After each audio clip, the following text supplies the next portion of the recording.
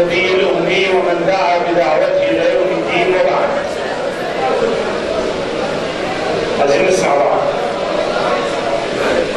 عايزين نسمع بعض، يمكن نسمع جديد النهارده. اسمحوا لي في البداية باسمكم جميعا أرحب بالقامات السياسية والثقافية والوطنية. أرحب بمعالي الوزير حسب الله الكفراوي،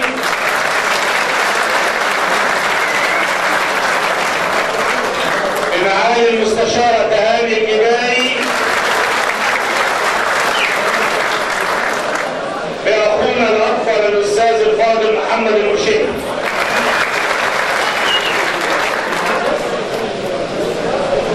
أرحب بهم، نسمع بعض.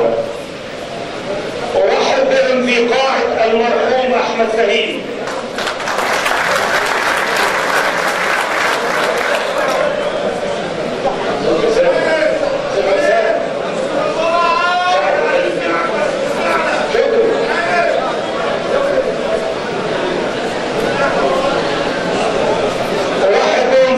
المرحوم أحمد فهيم. هذه القاعة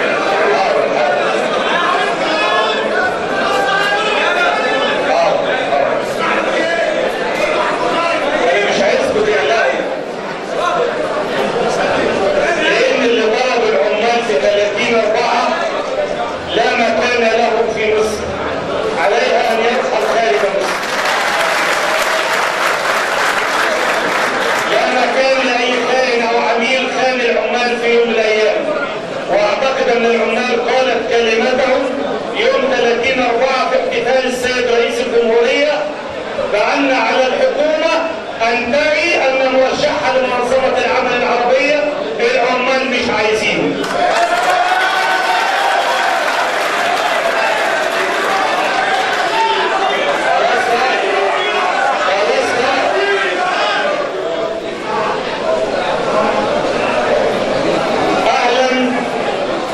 جميعا في قاعة المرحوم أحمد فهيم. هذه القاعة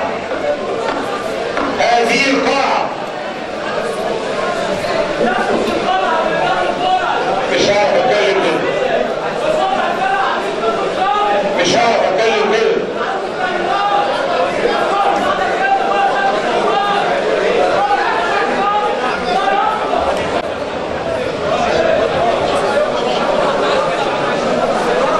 جئنا اليوم جميعا، جئنا،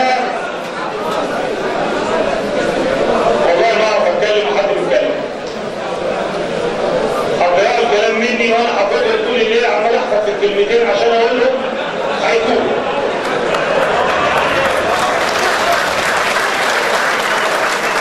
يبقى انتوا قاصدين تطلعوا مني الكلام.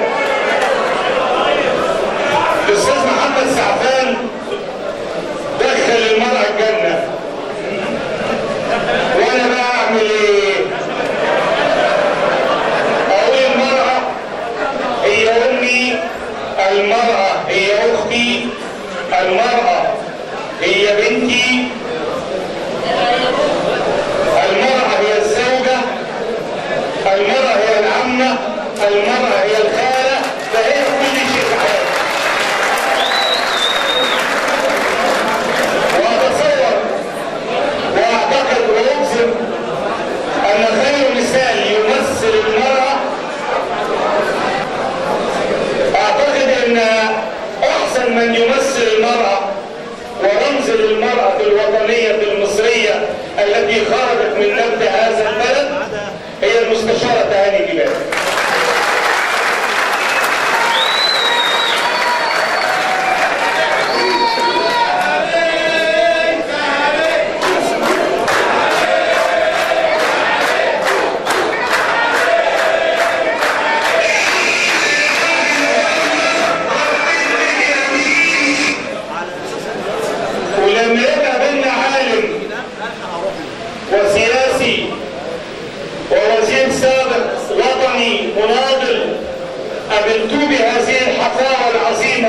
وهو المهندس حسن الله الكفراوي.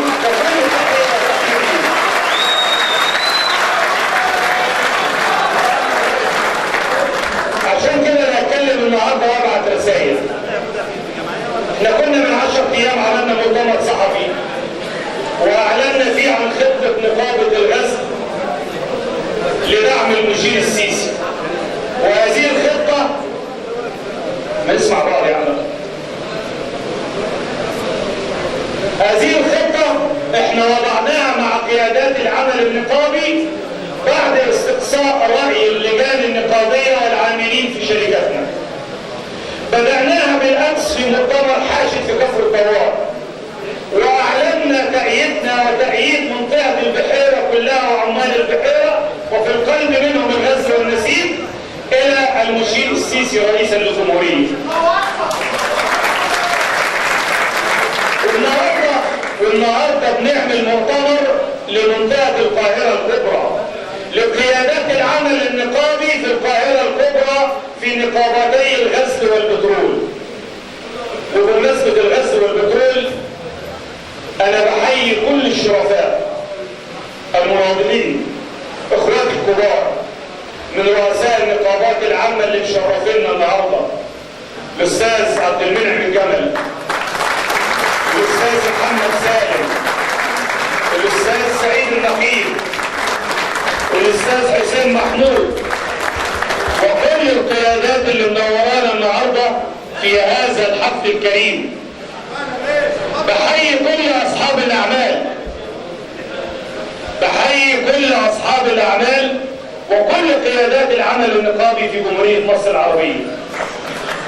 أنا عايز أقول لكم لما العمال، ولا قبل ما أقول للعمال، أنا هأقسم كلام ويحاسبني عليه المولى عز وجل.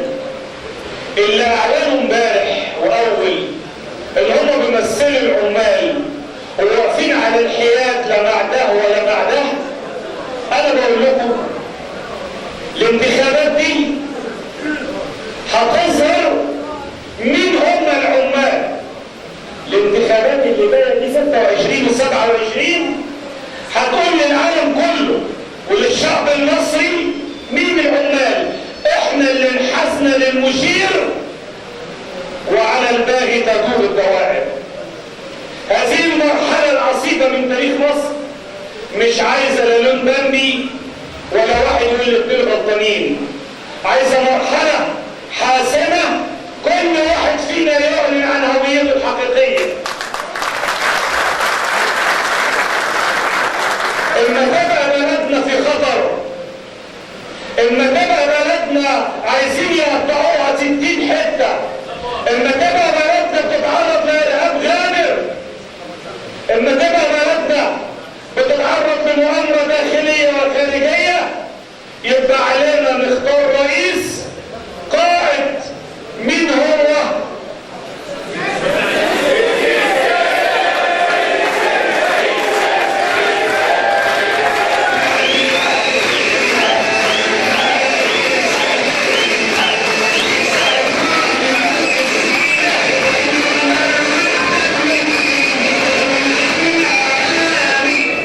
احنا شبعنا تجارب من 25 يناير واحنا بيتكرر فينا. احنا كنا وقود الثورة دي باضراب المحلة في 6/12/2006. كنا وقود هذه الثورة. ليه؟ لان اكثر فئة عانت هي العمال. اكثر ناس ظلمت في البلد دي هي العمال. اكثر ناس اتعرضت للخصخصة والتشريد والضياع هي العمال. اكثر ناس عانت بالفقر هي العمال.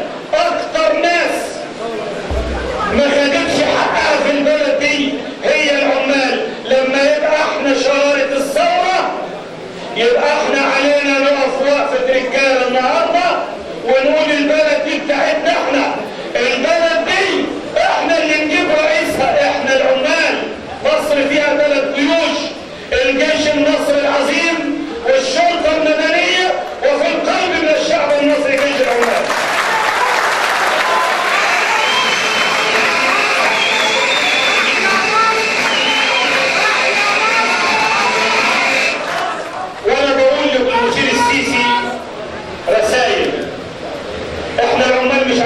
حاجه، لا عايزين مناصب ولا طمعانين في حاجه، احنا عايزين نعيش بني ادمين بس، ملناش مطلب خالص غير كده. عشان كده احنا هنقف وراك وهنجيب كل المحافظات، بل علينا دور ان احنا نخرج الناس من بيوتنا.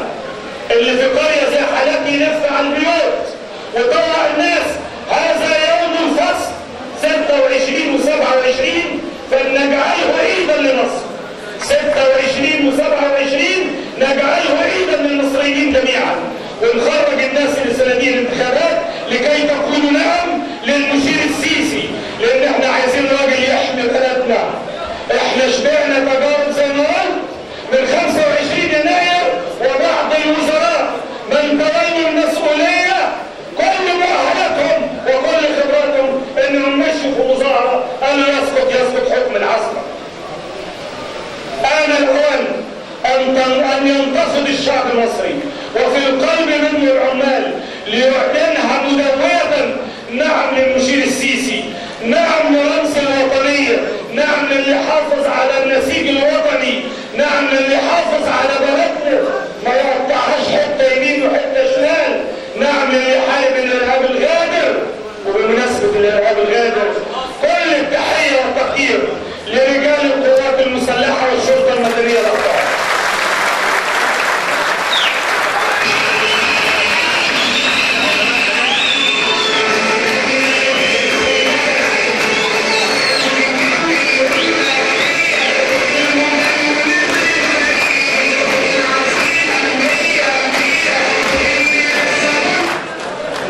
أيها الرفقاء في النظام،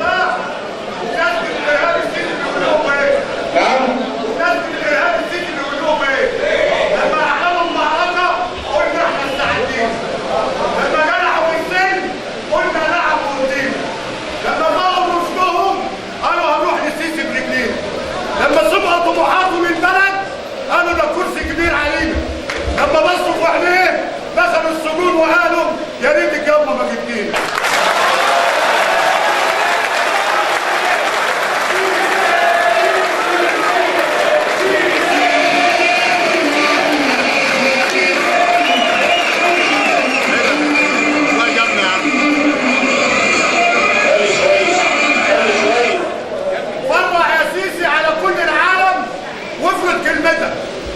افرد جناحك على الارهاب اللي بيمشي بسكتك.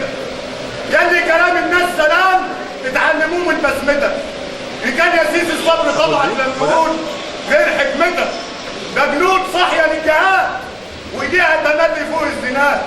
كل ما احنا ايدينا في ايد بعضينا وكل جنودنا على الجبهه هنشيل الحاقد من وسطينا واي قضيه هنكسبها.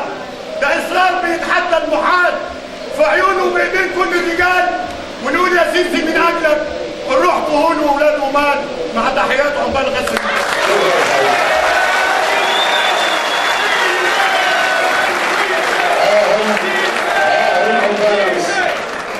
هم عمال مصر وفي القلب منهم عمال المحلة. وانا بشكر اخويا السعيد من عمال المحلة على هذا الشعر العظيم، بس انا خايف يقولوا لي بقى انت مش عامل انت شاعر، فالمسألة تبقى تختلف معاك. اخواني رفقاء الدار والنظام، المرحلة دي نسمع بعض. المرحلة دي مش مرحلة شعارات، المرحلة دي مش مرحلة شعارات، المرحلة دي مش عايزة تجارب. احنا عايزين رئيس صادق مع نفسه، عايزين افعال لا اقوال. احنا شبعنا كلام.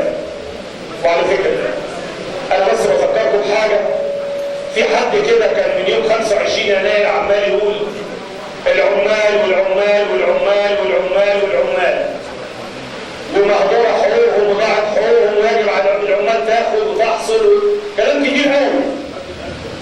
لكن لما قعد على الكرسي طلع الكلام كله فنكوش. ليه؟ لما انا وصفت الحد الادنى للاجور وكنت وقتها على قمه التنظيم النقابي قلت انه كارثي، كلامي طلع حق انه كارثي. جنيه زي ده في وضع اقتصادي صعب للبلد، في ظروف البلد تتعرض فيها البطالة، في ظروف مصانع مغلقة، ويتاخد قرار في 10 دقايق؟ لا وألف لا، ده قرار شعبوي، واحنا مش عايزين قرارات شعبوية، احنا عايزين عبد الناصر تاني، عايزين كمان عبد الناصر تاني اللي انت العمال. شبعنا كلام وشبعنا ورود، وعشان كده احنا شايفين في السيسي عبد الناصر تاني.